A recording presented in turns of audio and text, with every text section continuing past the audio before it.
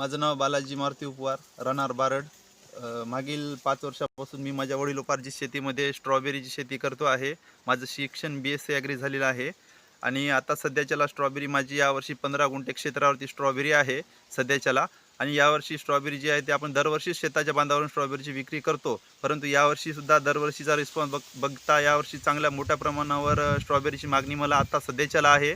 आता सध्या आपली स्ट्रॉबेरी जी आहे ते प्रति किलो 400 रुपये दराने विक्री होते. स्ट्रॉबेरीचे खूप काही फायदे आहेत. शरीरासाठी डायबिटीज, मधुमेह, शुगरसाठी फायद्याचे आहे.